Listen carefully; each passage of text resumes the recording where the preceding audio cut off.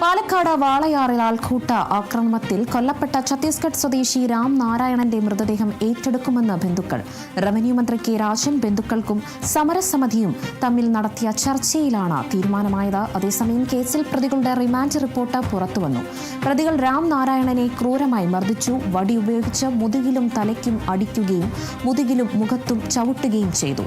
കൊല്ലണമെന്ന ഉദ്ദേശത്തോടെയാണ് പ്രതികൾ രാം നാരായണനെ ആക്രമിച്ചതെന്നും റിമാൻഡ് റിപ്പോർട്ടിൽ പറയുന്നു.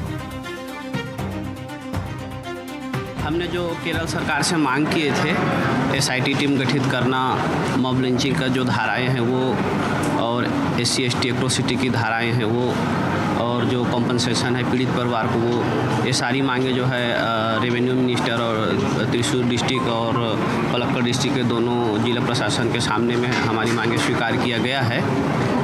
और यहाँ से बॉडी को जो है छत्तीसगढ़ ले जाने के लिए जो है हवाई जहाज़ की व्यवस्था भी किया जा रहा है। വിവരങ്ങളുമായി അതുല്യ രാമചന്ദ്രനാണ് ചേരുന്നത്. അതുല്യ, എന്തായാലും ആൾക്കൂട്ട മർദ്ദനത്തിൽ കൊല്ലപ്പെട്ട രാം നാരായണന്റെ മൃതദേഹം ഇപ്പോൾ ബന്ധുക്കൾ ഏറ്റെടുത്തിരിക്കുന്നു. അത് മന്ത്രി കെ രാജന്റെ നേതൃത്വത്തിൽ നടന്ന ഒരു യോഗത്തിലാണ്, എന്തായാലും ചർച്ചയിലാണ് ഇപ്പോൾ ബന്ധുക്കൾ മൃതദേഹം ഏറ്റെടുക്കാൻ തീരുമാനിച്ചിരിക്കുന്നത്. അതിക്രൂരമായാണ് ഈ 15-അംഗ സംഘം രാം നാരായണനെ മർദ്ദിച്ചത് എന്നുകൂടി റിമാൻഡ് റിപ്പോർട്ടിൽ പറയുന്നുണ്ട്.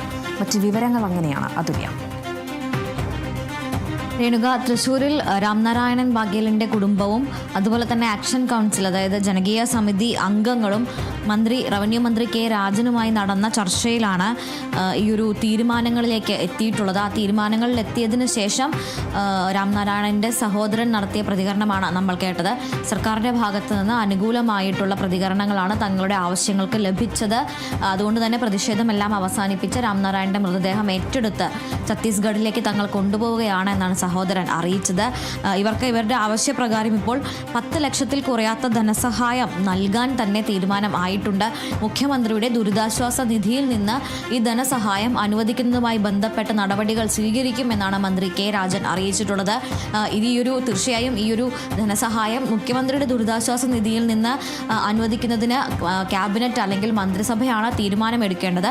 ആ മന്ത്രിസഭയുടെ തീരുമാനം എടുക്കാനുള്ളത് കൊണ്ടാണ് ഔദ്യോഗിക പ്രഖ്യാപനം നടത്താത്തത്. പക്ഷേ ഈ 10 ലക്ഷത്തിൽ കുറയാത്ത ധനസഹായം ഇവർക്ക് നൽകും എന്ന കാര്യം മന്ത്രി വ്യക്തമാക്കിയിട്ടുണ്ട്.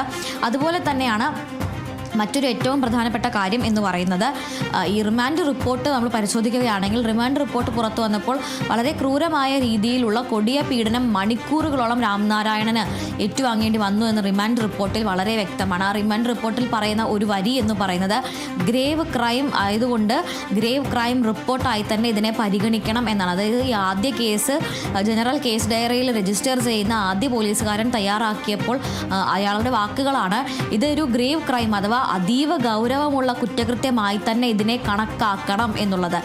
അപ്പോൾ പോസ്റ്റ്മോർട്ടത്തിന് മുൻപ് തന്നെ പ്രാഥമികമായി മൃതദേഹത്തിനെ പരിശോധിച്ചപ്പോൾ തന്നെ നിരവധി മുറിവുകളും ചതവുകളും ക്ഷതങ്ങളും, അതായത് വടി പോലുള്ള ഒരു ആയുധം ഉപയോഗിച്ച് ആക്രമിച്ചതിൻ്റെ ചതവുകളും ക്ഷതങ്ങളും ഇയാളുടെ ദേഹത്തിൽ കാണാനുണ്ടായിരുന്നു. മുഖത്തും നെഞ്ചിലും മാറിലും വയറ്റിലും എല്ലാം തന്നെ ഇത്തരത്തിലുള്ള പാടുകൾ ഉണ്ടായിരുന്നു.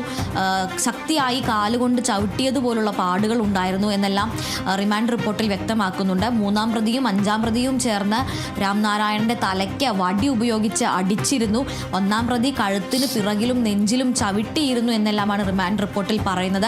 അതുപോലെ തന്നെ തലയ്ക്കുള്ളിൽ ഉണ്ടായ കടുത്ത രക്തസ്രാവവും ശരീരത്തിലേറ്റ ക്ഷതങ്ങൾ മുറിവുകളുമാണ് മരണകാരണമായത് എന്നാണ് റിമാൻഡ് റിപ്പോർട്ടിൽ പറയുന്നത്. അതായത് ഈ മർദ്ദനം, അതായത് കൊലപാതകത്തിലേക്ക് നയിച്ചത് ഈ മർദ്ദനത്തിൽ നിന്നേറ്റ ക്ഷതം തന്നെയാണ് എന്നുള്ളതാണ് റിമാൻഡ് റിപ്പോർട്ട് വ്യക്തമാക്കുന്നത്. മറ്റൊരു പ്രധാനപ്പെട്ട കാര്യം റിമാൻഡ് റിപ്പോർട്ടിലെ ആദ്യ വാചകമാണ്, കൊല്ലണം എന്നുള്ള ബോധപൂർവമായ ഉദ്ദേശത്തോടു കൂടിയുള്ള മർദ്ദനം എന്നാണ് ഈ ഒരു ആക്രമണത്തെ റിമാൻഡ് റിപ്പോർട്ടിൽ പറയുന്നത്. അതായത് ഈ പ്രതികൾ രാംനാരായണനെ മർദ്ദിച്ചത് കൊല്ലണം എന്നുള്ള ഉദ്ദേശത്തോടു കൂടി തന്നെയാണ്, ജീവൻ എടുക്കണം എന്ന ഉദ്ദേശത്തോടു കൂടി തന്നെയാണ് മർദ്ദിച്ചിരിക്കുന്നത് എന്നും ഈ റിമാൻഡ് റിപ്പോർട്ടിൽ പറയുന്നുണ്ട്. അതുപോലെ തന്നെ ഈ പ്രതികളുടെ മുൻപ് ഇവരുടെ പേരിൽ നിലവിലുള്ള കേസുകളും റിമാൻഡ് റിപ്പോർട്ടിൽ വിശദമാക്കിയിട്ടുണ്ട്. 1-ാം പ്രതിക്ക് വാളയാർ, അട്ടപ്പാളം, അതുപോലെ തന്നെ കസബ പോലീസ് സ്റ്റേഷൻ പരിധികളിലായി 11 15-ലധികം കേസുകൾ, അതിൽ മർദ്ദനം, ഭീഷണിപ്പെടുത്തൽ, കലാപാഹ്വാനം തുടങ്ങിയ വകുപ്പുകളിൽ പെടുന്ന 15ഓളം കേസുകൾ നിലവിലുണ്ട്. മറ്റു പ്രതികൾക്ക് 2 കേസുകൾ വെച്ചും 3 കേസുകൾ വെച്ചും വാളയാർ പോലീസ് സ്റ്റേഷൻ പരിധിയിൽ കേസുകൾ നിലവിലുണ്ട്. അതുകൊണ്ട് തന്നെ ഇപ്പോൾ IPS ഉദ്യോഗസ്ഥന്റെ നേതൃത്വത്തിലുള്ള സംഘം ഈ അന്വേഷണം നടത്തുമ്പോൾ തന്നെ ഈ പ്രതികളുടെ ക്രിമിനൽ പശ്ചാത്തലം, പ്രതികളുടെ രാഷ്ട്രീയ പശ്ചാത്തലം, ഇവരുടെ മറ്റ് ഏതെല്ലാം രീതിയിലുള്ള കേസുകളിലാണ് ഇവർ പെട്ടിരിക്കുന്നത്, കേസുകളുടെ സ്വഭാവം, ഇവയെല്ലാം തന്നെ പരിശോധിക്കാനും നിർദ്ദേശം നൽകിയിട്ടുണ്ട് എന്നുള്ളതാണ്. വീണ്ടും ഈ ചർച്ചയുടെ കാര്യത്തിലേക്ക് നമ്മൾ വരികയാണെങ്കിൽ 10 ലക്ഷം രൂപയിൽ കുറയാത്ത ധനസഹായം അവരുടെ കയ്യിൽ തന്നെ നേരിട്ട് സർക്കാർ എത്തിക്കും എന്നാണ് അറിയിച്ചിട്ടുള്ളത്.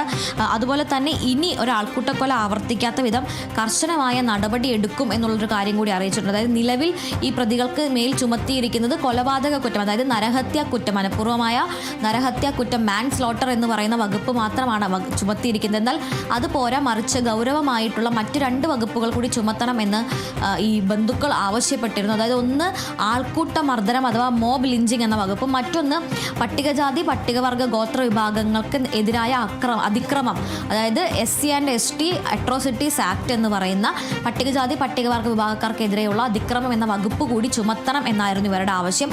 ഈ 2 വകുപ്പുകളും കൊലപാതക കുറ്റത്തിനൊപ്പം ചുമത്തും എന്നും മന്ത്രി K. രാജൻ അല്ലെങ്കിൽ സർക്കാർ ഉറപ്പ് നൽകിയിട്ടുണ്ട്. അതോടൊപ്പം തന്നെ ഈ മൃതദേഹം ഇവർ ഏറ്റെടുക്കും, നാട്ടിലേക്ക് കൊണ്ടുപോകാൻ തയ്യാറാണ് എന്ന് അറിയിച്ചതിനാൽ ആ കൊണ്ടുപോകാനുള്ള നടപടികൾക്ക് വേണ്ട സഹായവും തയ്യാറെടുപ്പുകളും നടത്താൻ ജില്ലാ കളക്ടർക്ക് നിർദ്ദേശം നൽകിയിട്ടുണ്ട്. അതായത് വിമാനമാർഗം ഈ മൃതദേഹം ഛത്തീസ്ഗഡിൽ എത്തിക്കാനുള്ള നടപടികൾ ജില്ലാ ഭരണകൂടം സ്വീകരിക്കണമെന്നും അതിനാവശ്യമായ നടപടികൾ എടുക്കണം എന്നുകൂടി നിർദ്ദേശം നൽകിയിട്ടുണ്ട്. അപ്പോൾ എത്രയും വേഗം ഇനി നടപടികൾ, അതായത് ആശുപത്രിയിൽ നിന്നുള്ള പ്രൊസീജിയർ ആയിട്ടുള്ള ഫോർമൽ ആയിട്ടുള്ള ഔദ്യോഗിക നടപടികളെല്ലാം പൂർത്തിയാക്കി വിമാനമാർഗം തന്നെ ഛത്തീസ്ഗഡിലേക്ക് എത്തിക്കാനാണ് ഇനിയുള്ള ഒരു നടപടി എന്ന് പറയുന്നത്. അതിനാവശ്യമായ സഹായങ്ങൾ ചെയ്തു കൊടുക്കാനും നടപടികൾ വേണ്ടത്, അതായത് വിമാനമാർഗമുള്ള യാത്രയ്ക്ക് ഈ ഒരു മൃതദേഹം കൊണ്ടുപോകാനുള്ള ആവശ്യങ്ങൾ, തയ്യാറെടുപ്പുകൾ നടത്തുക എന്നതും ജില്ലാ ഭരണകൂടത്തിനോട് നടത്താനും നിർദ്ദേശം നൽകിയിട്ടുണ്ട്. ശരി, വിവരങ്ങൾ പങ്കുവച്ചത് അതുല്യ രാമചന്ദ്രനാണ്.